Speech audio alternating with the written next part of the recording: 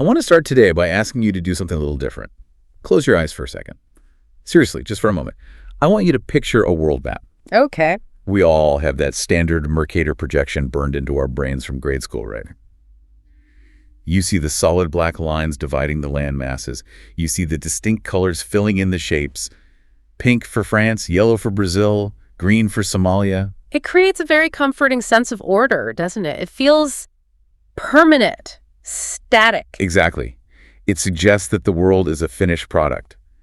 We tend to think of those lines as permanent, etched in stone. We think that is a country. It has always been there, and it always will be there. But if you actually look at the history of human organization, those lines aren't etched in stone at all. Not even close. They're more like marks drawn in the sand at low tide. And the tide is always coming in. That's the thing. That is the terrifying part.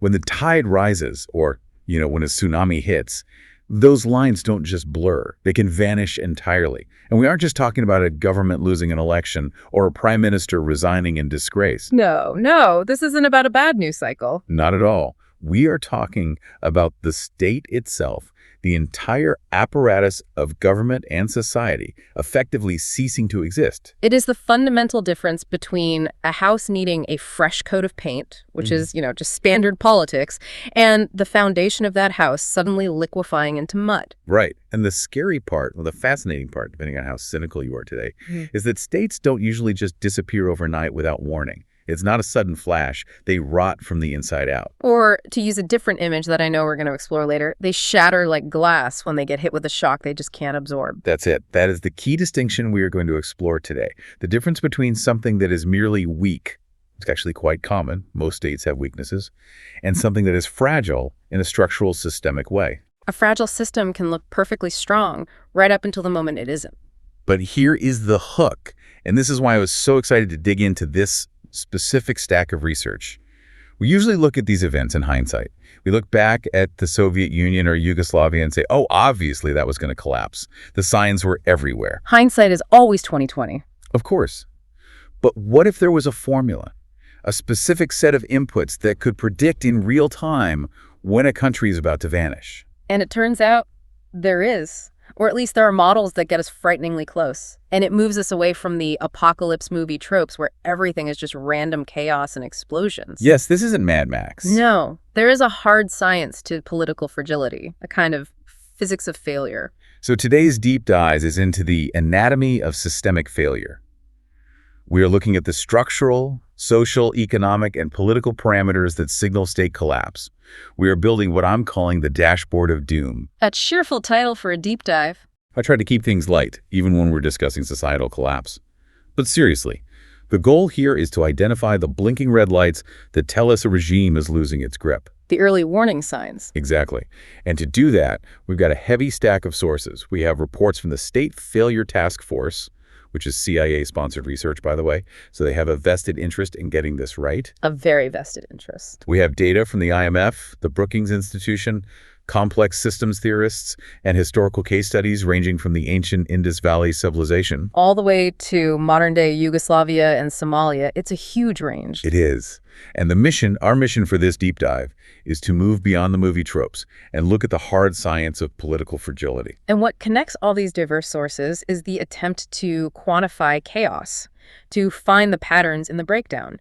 Because while every unhappy family might be unhappy in its own way, every collapsing state tends to follow a very specific set of rules. So let's start by defining the beast. Because I think we use terms like failed state or weak state pretty loosely in conversation. You hear pundits throw them around whenever a country has a bad week. Oh, constantly. It becomes a shorthand for a country I don't like. Right. But in the literature, these mean very specific things. They do. And it is best to think of it not as a binary switch, working or broken, but as a spectrum of dysfunction. You have to locate where a country sits on this sliding scale. Okay, so what's at the far end? The good end. At one end, you have the strong state. This is the ideal. It controls its territory. It delivers what researchers call political goods. Political goods, what does that mean? Things like security, law and order, infrastructure, healthcare, education, the basic services you expect from a government. And a strong state possesses two critical qualities: effectiveness and legitimacy. Effectiveness and legitimacy. Okay, let's unpack those because they seem to be the twin pillars here. If you knock one out, does the roof collapse? Eventually, yes. But they can wobble for a long time with just one. Let's look at them individually. Effectiveness is purely functional. It is the plumbing of the state. The plumbing, I like that. Can the state actually do things? Can it extract taxes from the population? Can it pave the roads? Can it arrest criminals and keep the peace? It's an operational question. So if I call the fire department, do they show up with water? If I pay my taxes, do they actually end up in the treasury to pay for schools, or do they just disappear into someone's pocket? Precisely. It is about capability. Can the state project power and deliver services? Now, legitimacy is different.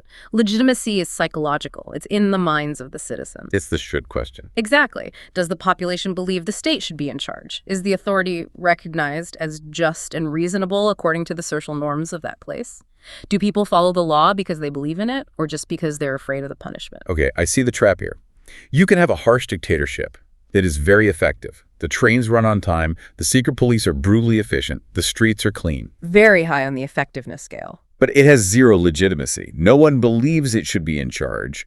They just comply out of fear. Exactly. And that is inherently unstable in the long run because it relies entirely on coercion. You have to force people to comply every single day. That is expensive and exhausting for a regime. It takes a huge amount of energy. And what about the other way around? Conversely, you can have a lovely, well-meaning democracy that everyone voted for, so it has very high legitimacy. But it is totally incompetent. It can't pick up the trash. It can't stop petty crime. The power grid fails constantly. So it has legitimacy, but it fails on effectiveness. And that is also unstable because eventually legitimacy erodes if you can't deliver the goods. People eventually say, I don't care that I voted for you, my lights aren't working, and my kids can't go to school safely. Exactly. The goodwill runs out. So total failure, the slide into the abyss, happens when you lose both. When a state is both ineffective and illegitimate, that's when you slide down the spectrum. And where do you slide to? What's the next step down from strong? You move into the category of a weak state. This is a state that's struggling. There's tension, maybe some ethnic violence, political gridlock, corruption is rampant. But the center still holds. The government still controls most of the territory, even if it's messy. So the house is creaking, but it's still standing. Right. But if things get worse, you slip into being a failed state. This is a much more serious condition. In a failed state, the delivery of those political goods basically stops. Schools close, or they stay open but have no teachers. Clinics have no medicine. The government might lose control over large parts of its own territory. That's a key indicator. It might be to rebels or gangs or regional warlords. But, and this is an important distinction from our sources, a failed state can limp along for decades. It can be a chronic condition. So it's a zombie state. That's a great term for it. Think of Zaire under Mobutu Sese Seko. For 30 years, it was a shell. It was a personal piggy bank for the ruler, not a state for the people.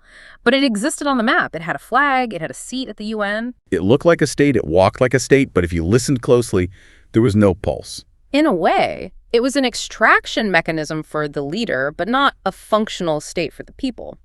But the final stage, the one we are really analyzing today, is the collapsed state. This is the end of the line. This is the rare extreme version. Robert Rotberg, one of the key scholars in this field, describes it as a black hole. A black hole. That is evocative. What does it mean? It means the central authority has evaporated entirely. It's not just weak, it's gone.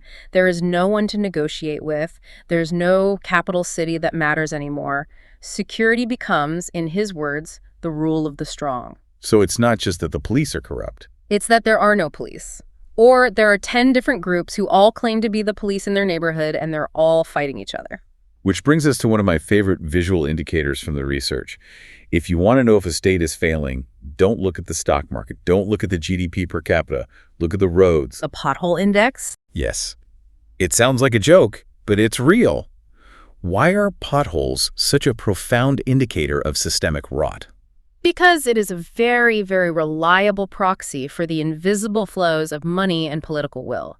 Think about what a road represents. It is a long-term investment. It requires regular, unglamorous maintenance that doesn't yield an immediate political reward. You don't get a parade for patching asphalt. It's not a ribbon-cutting ceremony. Exactly. As a state begins to fail, the ruling elites start thinking short-term. They enter survival mode. They start siphoning money out of the public coffers to secure their own positions, to pay off their security forces, or just to line their pockets. So they aren't thinking about the national highway system 10 years from now. They're thinking about their Swiss bank account tomorrow. Absolutely. And the first thing to get cut from the budget is always capital maintenance. It's unsexy, it's expensive, and nobody notices if you skip it for a year or 2 years. But if you skip it for 5 years, then the physical infrastructure literally rots along with the political infrastructure. As Rotberg points out, the more potholes you see, or when main highways turn into rutted dirt tracks, the more the state exemplifies failure. it's a visible sign that the state has ceased to provide one of its most basic public goods, connection. That's a great way to put it.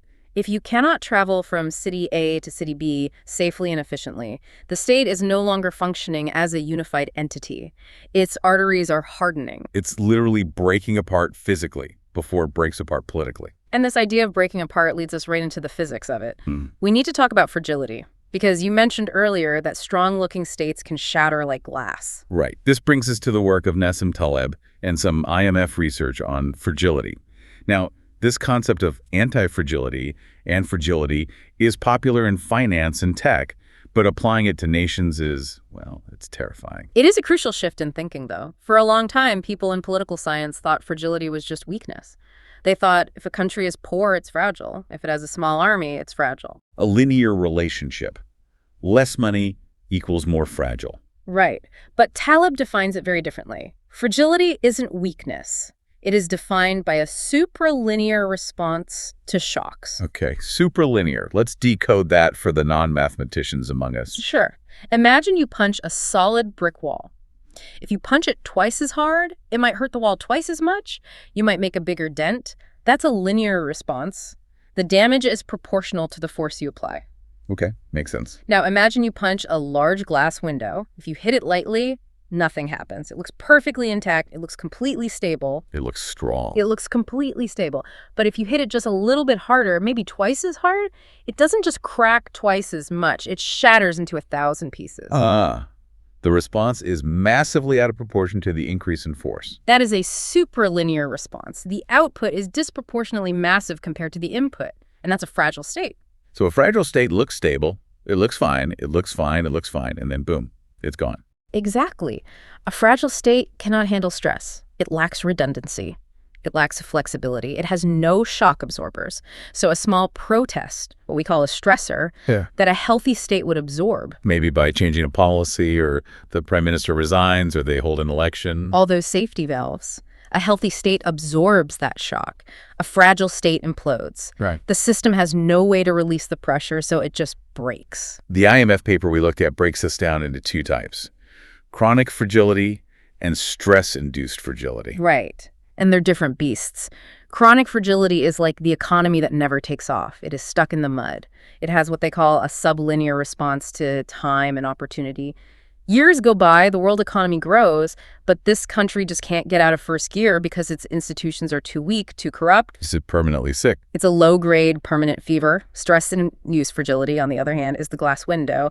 The system looks okay, might even be growing a little bit, but it breaks catastrophically when hit by a specific event: a sudden war, a terrible drought, a global economic crash. Which is the perfect segue to the magic formula, because if we know these systems are like glass, we want to know what kind of rock is going to break them. And we have a source here from the Compass working paper that, lays out an actual equation for state collapse. It's a fascinating piece of complex systems research, and their core argument is that single causes rarely destroy states.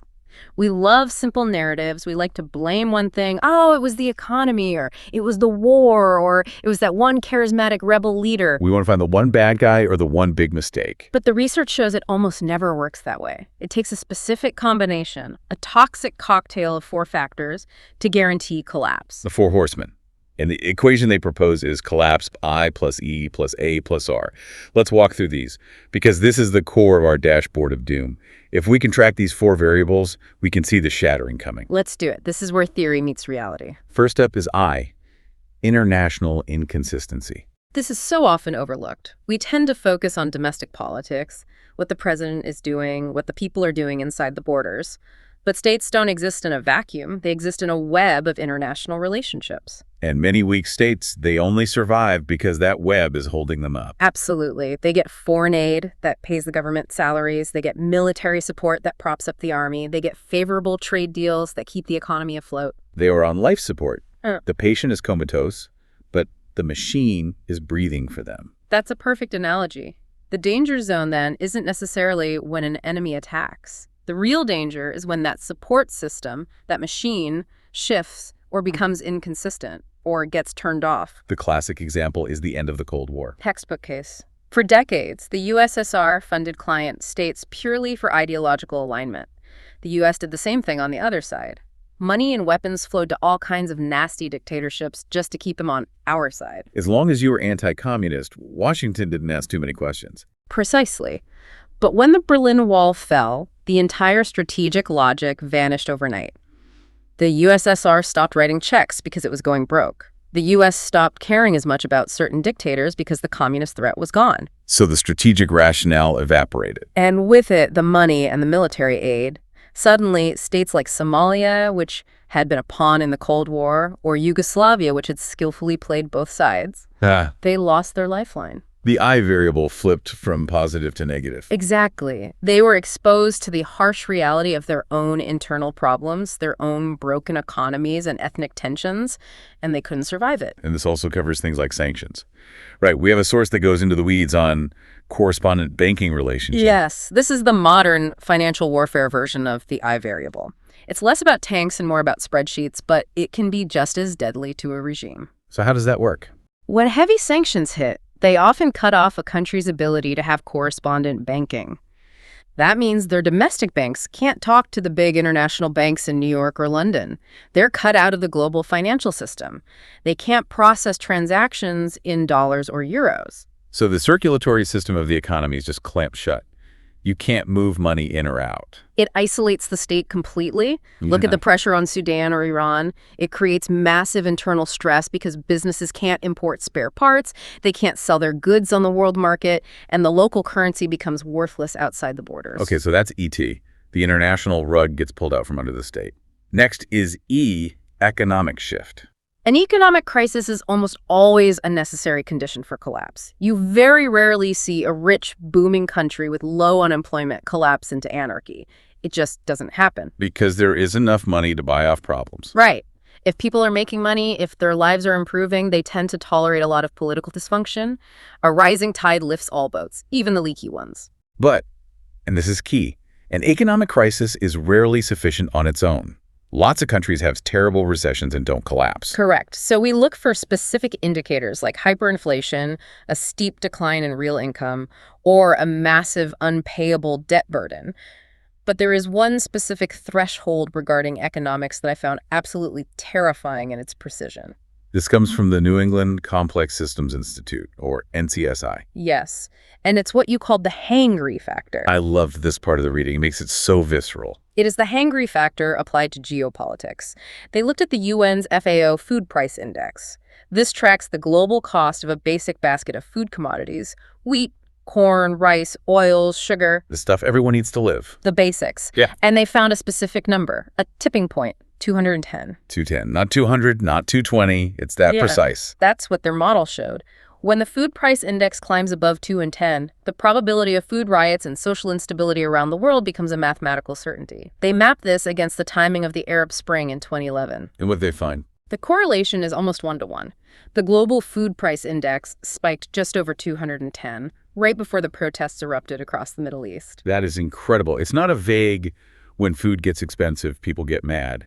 It's a specific line in the sand for the entire global system. It's the biology of survival hitting the physics of politics. If people cannot afford to eat, the legitimacy of the state evaporates instantly. It doesn't matter what your ideology is. It doesn't matter if you love the president's speeches. If your children are hungry, the social contract is broken. At that point, people have nothing left to lose. The risk of protesting is less than the certainty of starving. That's the brutal calculus. So we have the international life support failing, and the economy crashing or food becoming unaffordable E. Now we get to A, advanced group mobilization. This is a slightly jargony way of saying elite fragmentation. This was a surprise to me. I always think of revolutions as the people rising up against the powerful, Yeah. Les Miserables style, people in the streets storming the palace. That's the Hollywood version. But the compass model suggests that doesn't really work unless the powerful turn on each other first. That is a very common misconception. The people are absolutely necessary for mass mobilization. You need bodies in the street to create a crisis. But the people usually lack the resources, the weapons, and the organization to topple a state on their own. The state has tanks, the people have rocks. At the end of the day, yes. Collapse almost always requires the ruling class to split. The coalition that keeps the leader in power has to break apart. So you need a general, or a regional governor, or the wealthy business class, or a key minister to decide, you know what, I'm better off without the central government. This guy is taking us all down with him. Exactly. We call this factionalism. It's when politics stops being a debate about the best way to run the country and becomes a zero-sum game between polarized factions. The State Failure Task Force found something really interesting here. The most dangerous political state isn't a full-blown dictatorship. It's not. I would have thought that was the most brittle. It can be, but the most volatile, the most prone to civil war is what they call an anocracy. Anocracy. That sounds like anarchy, but I assume it's different. It's a mix, a partial democracy or a hybrid regime. Maybe you have elections, but they are rigged. Or you have a parliament, but the president has all the real power and ignores it. It's neither fish nor fowl. It has the illusion of openness, but the reality of autocracy. Precisely. And in these systems, factionalism runs wild. Because the rules aren't clear and the institutions are weak, if you lose power, you might lose everything. You could go to jail, you could have your assets seized, you might even lose your life. So elites fight to the death. There is no loyal opposition. Mm. There is only the enemy who must be destroyed. And when that happens, when the elites are at each other's throats, that's when the people in the street have a chance. Because now parts of the army might defect, the police might stand down, the state's coercive power is no longer unified. Which leads us to the final letter. R, poor elite renewal. This is the old guard problem. It's about how a regime handles change and brings in new blood. A healthy system, like a functioning democracy, has a built-in mechanism for elite renewal. If you don't like the leaders, you vote them out. New people come in, the pressure is released. It's a safety valve. It allows the system to adapt. But in a rigid autocratic system. In a rigid system, the same old guys stay in charge for 30, 40, 50 years. They get sclerotic, they lose touch with the population, and crucially, they refuse to share the spoils with rising groups. This leads to what the source calls an assimilation crisis. And the assimilation crisis, explain that a bit more. Imagine you have a rising group within society. Maybe it's a new ethnic group that's gaining in population, or maybe it's a new merchant class that has made a lot of money through some new industry. They have power, demographic, or economic power, but the old guard refuses to let them into the political club. They block them from holding office, they tax them unfairly, they keep them on the outside looking in. Exactly. And eventually, that rising group does the math. They realize that playing by the old rules will get them nowhere. They conclude that the only way to get the power they feel they deserve is to burn the whole club down and start over. So revolution becomes a more attractive option than participation. That's the dipping point. So you put it all together. Collapse, I plus E plus A plus R. International abandonment, economic shock, elite fragmentation, and a failure of renewal. And the research suggests you need that specific combination. It's the synergy that's so deadly. Yes. If you have an economic crisis, but your elites are united and the international community is helping you out, you probably survive. You muddle through. If you have elite fragmentation, but the economy is booming and everyone's getting rich, you might just have a lot of political drama on TV, not a collapse. But when all four align. That's when the glass shatters. That's the superlinear break we talked about. The system can't handle that many simultaneous shocks. Okay, so we have the formula. That's the theory. Now let's fill out the rest of our dashboard of doom with the tangible stuff. If we were sitting in a CIA analyst's office, staring at these screens, what are the specific blinking red lights we should be watching? We mentioned the pothole index and the food price index. Those are two big ones. But the State Failure Task Force highlighted one indicator that they called the absolute canary in the coal mine. Infant mortality. This one is heavy. It shifts the conversation from abstract things like bond yields and political factions to something very real. Life and death. It is heavy. But statistically, it is one of the single strongest predictors of state failure. It outperforms a lot of the purely economic indicators. Why is that? Is it just a proxy for poverty? Huh. Because we already said plenty of poor countries don't collapse. It's a much more sensitive and holistic proxy than that. It tells you about the overall material well-being of the population, yes. But more importantly, it measures the state's ability to deliver the most fundamental, most basic service imaginable, keeping children alive. If the state can't even do that. If the state cannot ensure clean water, basic vaccinations, prenatal care, and maternal health, then the state is failing at a molecular level. It's not just about GDP. You can have a country with decent GDP numbers on paper. Maybe it exports a lot of oil. But if infant mortality is rising, it means the wealth isn't being distributed. It means the healthcare infrastructure is broken. It means the future is literally dying. It signals that the social contract is not just broken, it's dead on arrival. Absolutely. So if you see that number, the number of babies dying before their first birthday, creeping up year after year, that is a 5-alarm fire. It is a siren. Another demographic signal on our dashboard is the youth bulge. We hear this one a lot in security circles. We do. And it's a powerful factor. A population with a median age under 25 combined with high unemployment is essentially rocket fuel for instability. Why that combination specifically? You have a huge cohort of young people, particularly men, with a lot of energy, a lot of testosterone, and a lot of frustration. They're educated, maybe more than their parents, but there are no jobs, no path to a stable life, no way to start a family. This provides the foot soldiers for the elite factions we talked about earlier. They're easily mobilized by extremist ideologies because the current system offers them nothing. But there's a flip side to this now, a newer risk that we're only just starting to understand. We have a source from McKinsey that points out the depopulation trap. This is fascinating and completely counterintuitive. For 50 years,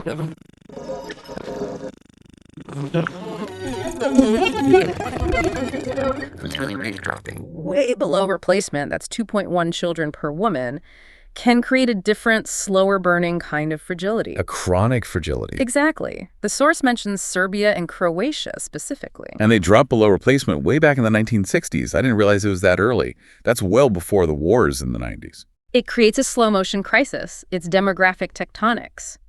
You have a shrinking workforce plus an aging population. That combination is an economic and fiscal death spiral. How so? Well, the tax base shrinks, fewer workers paying in.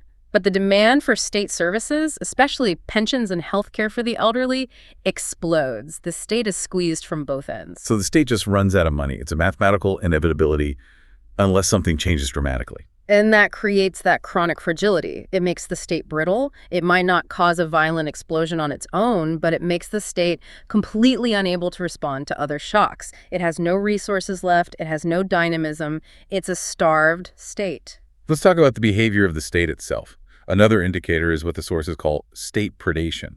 This is when the state stops acting like a protector and starts acting like a predator. The wolf guarding the sheep. Or just eating them. It often manifests as cronyism. In some places, like the keiretsu system in Japan, it's a milder form interlinked corporations favoring each other, which can lead to economic stagnation. But in a failing state, it's much cruder, much more direct. The elites corral all the nation's resources entirely for themselves and their clients. And the signal here for the average person is pretty visceral, right? It's when the very people who are supposed to protect you start to extort you. That's the key. When you cross a checkpoint and the soldier or the police officer demands a bribe not to arrest you or not to shoot you, that is state predation. When you have to pay a bribe to get your child into a public school or to get a business license, the state has become a mechanism for theft. And at that point, the citizen views the state not as a source of security, but as the primary threat to their security. Which means legitimacy is zero. And finally, on the dashboard, we have the geography of failure. How does a collapsed state actually look on a map? Because the old lines are still there on Google Maps. Exactly. The lines we talked about at the beginning stay on the map, but the reality on the ground is completely different. A state is officially considered collapsed when it loses control of its capital or half its territory. And there's a great modern test for this that I love, the cell phone tower test. It's a brilliant example because it perfectly illustrates how society adapts to state failure. In a functioning state, the government regulates utilities. They sell the broadcast spectrum. They ensure there's coverage. They run the landlines. Right. But in a collapsing state, the state monopoly on everything fails. So who provides the service? Private actors. Warlords running cell towers. In Somalia, this is exactly what happened. After the central government collapsed in 1991, the state-run landline system disintegrated. The copper wires were all stolen and sold for scrap. But private entrepreneurs, often protected by local clan militias or warlords, built some of the most extensive and cheapest cell phone networks in Africa. So if your cell service is better and more reliable than the government's ability to pave the road you're driving on, it means the government has become irrelevant. And if the warlord who protects that cell tower is more effective at providing security than the national police, then the warlord is the state in that area. Power has devolved to a local, non-state actor. Okay, let's take this dashboard, the formula, I plus E plus A plus R, the indicators like infant mortality, the youth bulge, the cell towers, and apply it to the real world. We have 3 case studies from our sources to look at. Let's start way, way back. The Indus Valley civilization. This is so important because it shows us that state collapse isn't a modern invention. It's not about capitalism or communism. It's a fundamental feature of complex human organization. The Indus Valley civilization, one of the 3 great ancient societies alongside Egypt and Mesopotamia, collapsed around 1700 BC. And for a long time, it was a total mystery. The writing hasn't been deciphered. We just knew these huge, sophisticated cities like Mohenjo-Daro were abandoned. Was it an invasion? A plague. It was a mystery for centuries. But the latest archaeological and climate evidence points to a classic combination of factors from our dashboard. First, a massive environmental shock. Climate change. What happened? There was a mega drought that lasted for centuries and evidence of earthquakes that may have shifted the course of the rivers that fed these great agricultural cities. So that's a huge stress-induced shock. The environment itself turned against them. There's your environmental factor, a cousin of the economic factor E. Then you had a decline in trade with Mesopotamia. The seals and goods from the Indus Valley stop appearing in Mesopotamian archaeological sites. That's an economic shift, and maybe even a hint of international inconsistency. The external wealth, the demand for their goods, stopped flowing in. So the money stopped flowing and the water stopped flowing. A deadly combination. And the result was de-urbanization. This is the haunting part. There's no evidence of a massive war or a single great catastrophe. People simply walked away. The cities were abandoned over generations. The state didn't get conquered. It just dissolved because it could no longer sustain the population.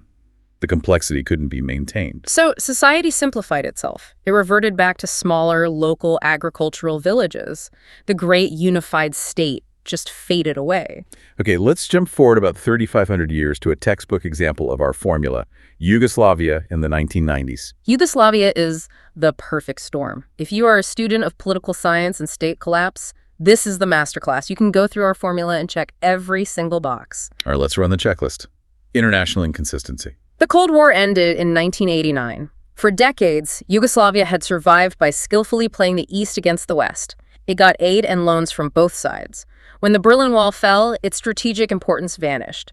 The US and Europe stopped caring as much about keeping it together. The foreign support, the life support, dried up, check. Economic shift. Massive debt crisis throughout the 1980s.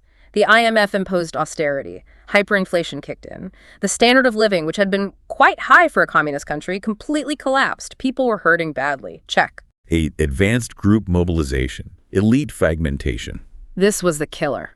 The ethnic factions, Serbs, Croats, Bosniaks, Slovenes, mobilized against the federal center. The political elites in each republic, people like Milosevic and Tuman, realized they could gain more power for themselves by stoking nationalism and breaking away than by trying to work together. So they chose to be kings of their own small castles rather than lieutenants in a bigger one. Exactly. They used nationalism as a tool to carve out their own fiefdoms. The elites were completely fragmented and at war with each other. Big check. And finally, our poor elite renewal. The post-Tito leadership failed completely. Tito was the strong man, the dictator who held the whole multi-ethnic project together through force of will. When he died in 1980, the system he built was too rigid to adapt. It couldn't co-opt the rising nationalist sentiments. Instead, it tried to clamp down, and that just made things worse. No renewal. Check. And the result was one of the most violent disintegrations of a modern state. It shattered. A perfect superlinear response. In 1984, it was a proud country hosting the Winter Olympics in Sarajevo. Less than a decade later, Sarajevo was under siege in one of the most brutal genocidal wars in modern history. It went from a functioning state to a charnel house in a heartbeat. Our third case is the zombie state we mentioned earlier, Somalia. Somalia is the modern architect of total collapse. In 1991, the government of Siad Barre didn't just change hands, it ceased to exist. It was replaced by a complete vacuum at the national level, a patchwork of competing clans and warlords. It became the definition of a failed state for a generation. A collapsed state, really. For years, there was no effective central government at all. But here is the interesting thing about Somalia, and it challenges our assumptions. Life went on. It did. The population didn't just vanish. And this is a crucial insight. We think state collapse means the end of all order, a Hobbesian war of all against all. But in Somalia, order reemerged. It just wasn't state order. It was local, clan-based, non-state actors providing security and services. Exactly. Traditional Somali customary law, called Igzir, governed interactions. Local clan elders mediated disputes. And as we discussed, a surprisingly sophisticated private sector emerged. The cell phone towers? And money transfers, remittances. Some of the most advanced mobile money systems in the world were developed in the vacuum of Somalia's collapsed banking system. It shows that human society abhors a vacuum. If the state goes away, something else will fill the void. It might be uglier, it might be less efficient, it might be more violent, but some form of structure always returns. So we've looked at the causes, the indicators, and the examples, but I want to drill down into the mechanics of the end. How does the actual break happen? Because we often blame the trigger. We say, oh, that protest over bread prices started the revolution. And that is what leads to the prediction paradox. We can predict fragility with a fair degree of accuracy. We can look at a country and see the pile of dry wood and the cans of gasoline all around it. We can see the I, E, A, and R aligning on our dashboard. We can say, this place is a tinderbox. Exactly. But predicting the exact timing of the spark that will set it all off is nearly impossible. Because the trigger itself is nonlinear. It's often something small and unpredictable. Right. It could be a fruit vendor named Mohamed Bouazizi setting himself on fire in a provincial town in Tunisia. In a stable, resilient state, that's a local tragedy, a sad story on the evening news. In a fragile state like Tunisia in 2010, it triggers the entire Arab Spring and topples governments across the region. You cannot predict the specific spark, but you can predict that any spark is going to cause a massive fire. There's a concept in the economic modeling sources called the closure rule that I found really illuminating, especially when we talk about debt and political polarization. This is a bit technical, but bear with me because it explains why politicians often act in ways that seem completely irrational right before a collapse. Go for it. In standard economic models, there is an assumption that economists build in called the closure rule. It basically says that eventually fiscal policy will change to stabilize a country's debt. The model assumes that politicians aren't insane. Meaning, eventually, the government will have to raise taxes or cut spending to pay the bills. The math has to work in the end. You can't just put it on the credit card forever. The math has to work. The model assumes a baseline level of rationality and self-preservation. But in the real world... In the real world, politics gets in the way. Factionalism gets in the way. Exactly. If political polarization is so high, that polar factionalism we talked about, that one side absolutely refuses to raise taxes under any circumstances, and the other side absolutely refuses to cut spending, then the closure rule fails. The model breaks. The political system becomes incapable of making a rational choice. And the debt becomes truly unsustainable. Not just high, but on a trajectory to infinity. That leads to a fiscal crisis, default, hyperinflation. Which leads to the state running out of money to pay the police and the army, which leads to collapse. It's like a game of chicken where both drivers have proudly thrown their steering wheels out the window to prove how committed they are to not swerving. That is a perfect and terrifying description of a polarized fiscal crisis. Neither side is willing to blink, so they drive the car off the cliff together. And that often leads to the final stage, which brings us to the violence threshold. This is when the state turns its guns inward. It's often the final, desperate act of a dying regime. Collapse is very often preceded by the state using mass violence against its own citizens. State predation in its most extreme form. Yes, but specifically violent repression of protests. When a state massacres its own people in the streets, it delegitimizes the regime instantly and completely. It accelerates the mobilization of the opposition. It turns a protest into an armed rebellion, into a civil war. It's the state signaling, we have lost all authority, so now we only have force. And force is a finite resource. You can't shoot everyone. And eventually, once the soldiers realize they aren't getting paid, remember the fiscal crisis we just talked about, they stop shooting or they join the other side or they just go home, and then the palace gates are undefended. So we've built the dashboard. We've seen the blinking lights, international abandonment, food prices over 210, elites trying to destroy each other, infant mortality creeping up, potholes everywhere. It's a very sobering picture. It is, but the point of having a dashboard isn't just to be scared, it's to understand the mechanics. It empowers us to look at the world differently with more clarity. So let's summarize this for the listener, the big takeaway. State collapse isn't random bad luck. It isn't a bolt from the blue. No, not at all. It is the result of a specific, predictable alchemy, international abandonment, plus an economic shock, plus elite fragmentation, plus an inability to renew and adapt. I plus E plus A plus R. And the takeaway for you, listening to this? It's to look beyond the headlines. Don't just watch the protests on the news. That's the end of the story. Watch the boring stuff. Watch the infant mortality rates published by the World Bank. Watch the FAO food price index. Watch the unity of the elites in a country. Are they arguing about policy or are they trying to put each other in jail? Because resilience is the opposite of fragility. That's the other side of this coin. Yes. Systems that can handle shocks. Systems that have flexible economies. Systems that have closure rules. That actually work, meaning their political process can make hard but necessary decisions. Systems that allow for peaceful, elite renewal democracy, essentially, in its ideal form. Those systems are much, much harder to kill. I want to leave us with a final provocative thought that came up while I was reading through all this. Our entire conversation is based on the assumption that the goal is always to save the state, that stability is always the highest good. But sometimes, is state collapse actually a necessary forest fire? That is the dangerous question, isn't it? If a state is predatory, if it is fundamentally extractive and violent, if it is eating its own citizens, if it is illegitimate and ineffective, is its collapse a tragedy? Or is it a painful, brutal, but ultimately necessary reset? It's the Schumpeterian idea of creative destruction applied to nations. It's a terrifying thought because it causes immense human suffering in the short term. The process of collapse and rebirth is soaked in blood. But sometimes the structure is so rotten that it cannot be fixed. It can only be knocked down and replaced with something new. And as we look at the rising debt levels, the increasing political polarization, the crumbling infrastructure, the pothole indexes, in many parts of the developed world, are we seeing the early warning signs on our own dashboard? I think the dashboard is there for anyone willing to look. The lights are blinking. The question is whether the system has the resilience to respond before they turn solid red. On that cheery note, thanks for diving deep with us. Always a pleasure.